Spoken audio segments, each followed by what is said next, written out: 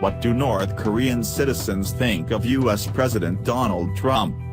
Pyongyang, North Korea. CNN. U.S. President Donald Trump talks about North Korea a lot, but what do average North Koreans think of him?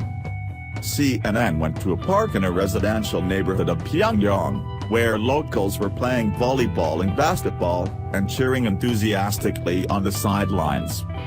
We had asked our government minders to talk with ordinary Pyongyang residents. We would point to a person and they would try to persuade them to talk with us. They were not always successful. They tell us it is not easy to persuade people to talk with American reporters.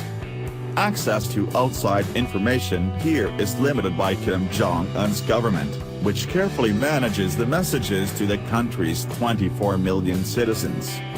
The people we spoke to had heard of Trump, but they weren't aware of the controversies surrounding his new administration. In fact, most of them didn't even care who was president of the United States. Yugen Onkal, researcher. Normal people do know that there is a change of government in the U.S. We know the new president is a person, Donald Trump by name, and we know that before President Trump there was President Obama.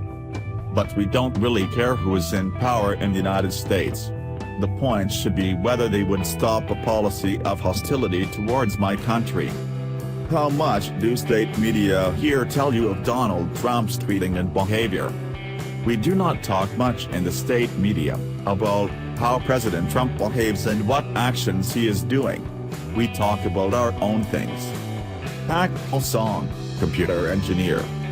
We are not very interested in individual Americans. What we want is a better relationship in the sense of American politicians putting a stop to the anti-DPRK policies of the U.S. President Trump said he would like to sit down to a hamburger with Kim Jong-un. Would you like to see the two leaders meet? It could be a good idea on the personal part for President Trump to have a meeting with my great leader.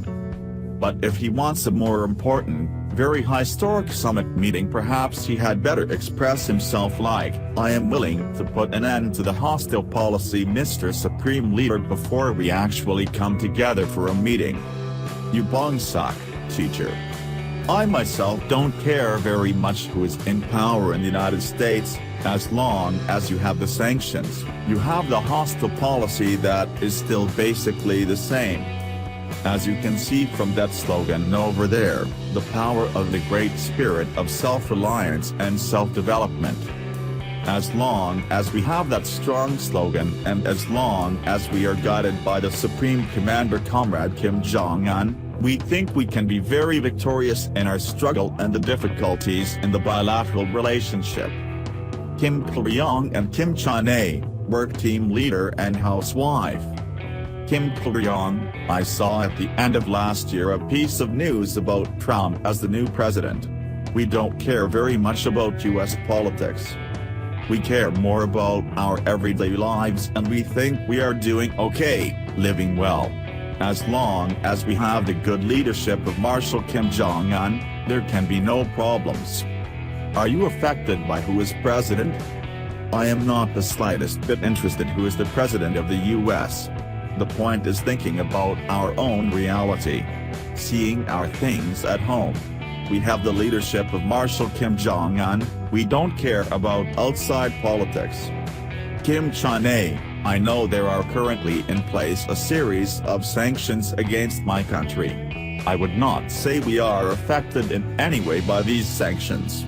Sanctions do not affect our personal lives. I would say, I don't feel affected by the sanctions.